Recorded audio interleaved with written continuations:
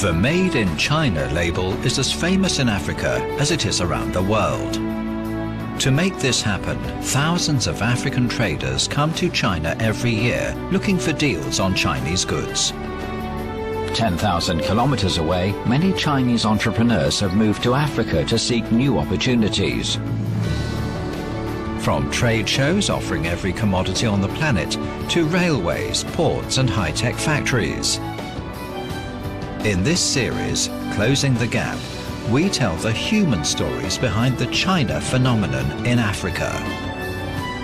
Closing the Gap, when Africa meets Made in China. Cynthia and Amir started out as business partners. I know him 3 years. I don't know he's not married. They're still partners, but everything changed when they married and settled in China. I go to any city, I come to Guangzhou direct. This same my hometown now. At 22, Sarah Amal has made an early start in China. She's studying business and Mandarin at Guangdong University of Foreign Studies. Maggie Pan had the foresight to explore business opportunities in Africa years ago. She's turned herself into a hard-nosed business negotiator and a gracious host to African buyers and delegations. I don't care, but I'm trying. If you want. Okay. These are a few of the people making the China-Africa phenomenon work in the southern port city of Guangzhou.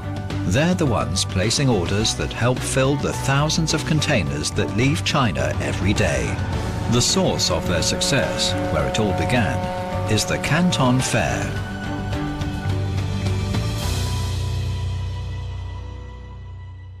I'm from Senegal. I'm from Tanzania. I'm from Guinea. I'm from Egypt. I'm from Tanzania.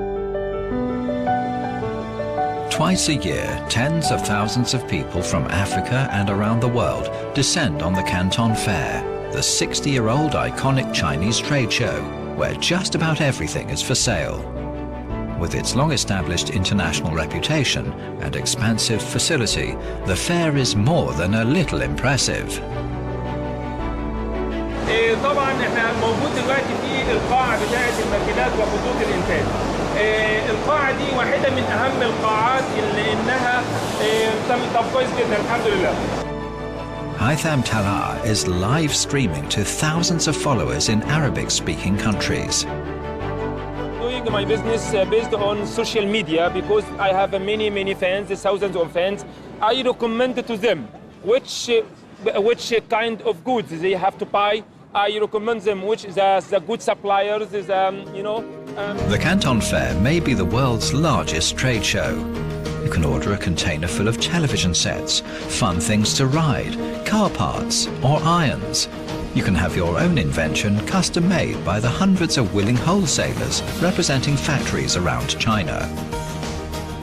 Some 20,000 vendors and 100,000 buyers attend the fair's 2 annual sessions. The size of the exhibition building is almost impossible to imagine. It's bigger than a big city airport terminal. You send me the size, then I will tell you the price. Okay, no problem. This make many models, many sizes, yes? Yes. Okay. Thank you. Amir Akoud first came to the Canton Fair 15 years ago. He soon realized that to take advantage of opportunities, he had to move to Guangzhou. He's lived here for 8 years. Amir has become an old hand at the fair. He works the fair like a scout, looks for the latest innovations and helping delegations save time as they make their way around the labyrinth of booths. For Amir, the Canton Fair is only the jumping-off point. He's opened his own import-export shop, where he works year-round buying and shipping all sorts of products from factories around the province. His partner in business and life is his wife, Cynthia Huang. I know him 3 years. I don't know he's not married.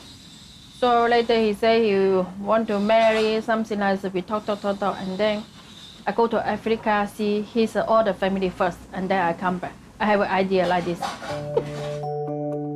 This is the district of Sanyuanli, Guangzhou, one of the first cities to open for international business in China in the 1980s.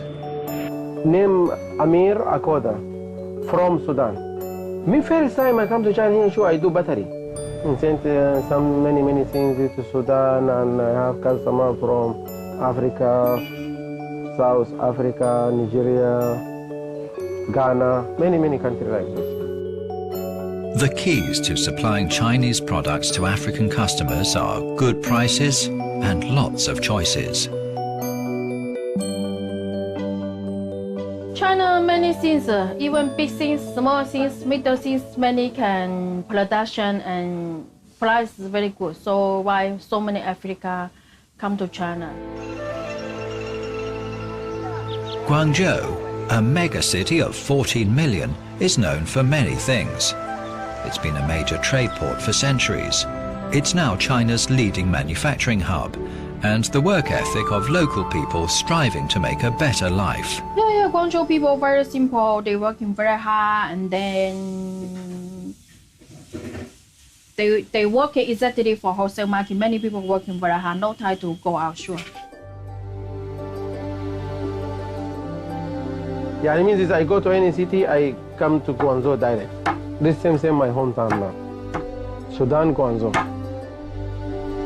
While Amir has settled down nicely in Guangzhou, he's always happy to have visitors from home.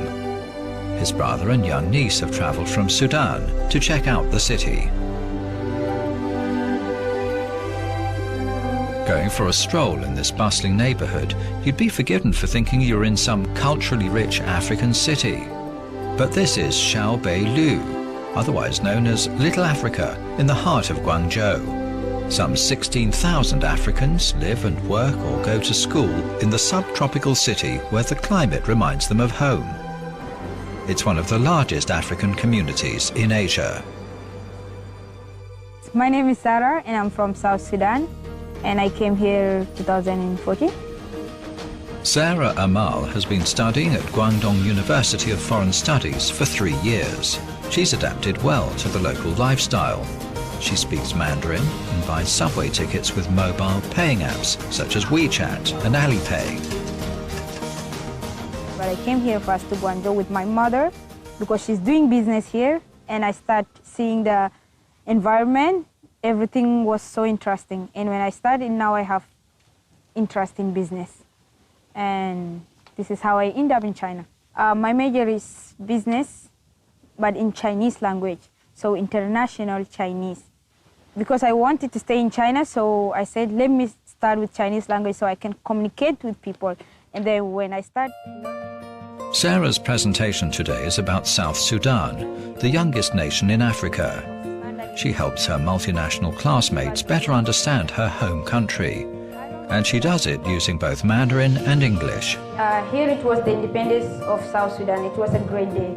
I also remember that day. Because of that day, I was wearing glasses. It was so hot, and then it was so emotional. So from my glasses, it seems like beach because everyone was crying, and I also get to cry. And the sky was like blue, so I cried. The younger generation from Africa is finding China increasingly appealing. There are about 50,000 African students in China, more than in the US or the UK. For them, China means affordable education, new language skills, and above all, business connections. 我来拿那个红色的，然后以前我买过。好吧。那我没忘了，你来这儿了。My good friend. Sarah is already involved in real-world business. Today, she's showing her friend, who came to visit from Shanghai, good deals on hair attachments they plan to sell to customers in Africa. Sarah has seen a big improvement in the quality of Chinese-made products over the last 3 years, but some of her clients remain doubtful. She says China's reputation for low-cost, low-quality merchandise is a stigma that's not been easy to shake. As we know the name of Made in China, people think a lot of things. But they need to come to China because if they know there is a lot of factory, they made stuff for other countries in China, but in the fabric name, the name of something. So it depends to quality. So it depends to what you take. It doesn't mean made in China, bad quality. Some reports have suggested the African community in Guangzhou is shrinking. This could be a sign that larger corporations are undercutting smaller operators. It could be the internet is making long-distance deal-making easier, or it could be stricter enforcement of immigration regulations. None of this, however, has prevented an increasing number of people from travelling from Africa to attend the Canton Fair.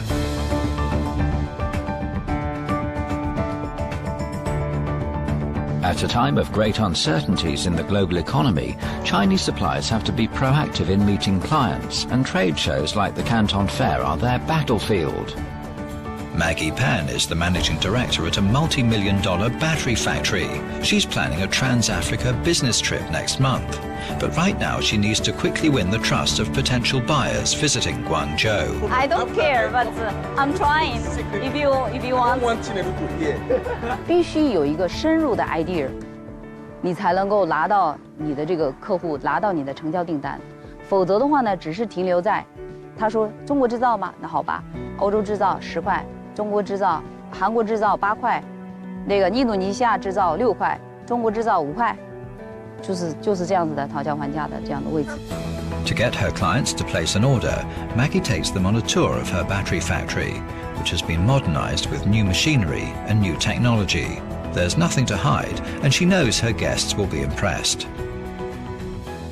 My first experience wasn't really good, but of course, over time, they started to develop, improve more on the quality of their products, to which I am pretty much happy about at the moment. Switching hats, Maggie becomes a polite and courteous host at the factory's VIP dining lounge.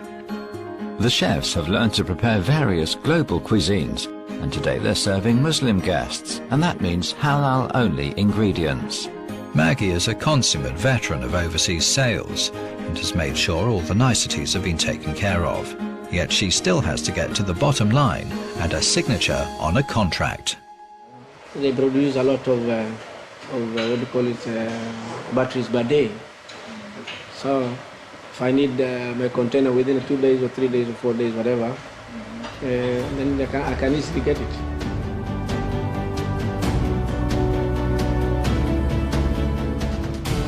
Meanwhile, workers are filling up containers overnight.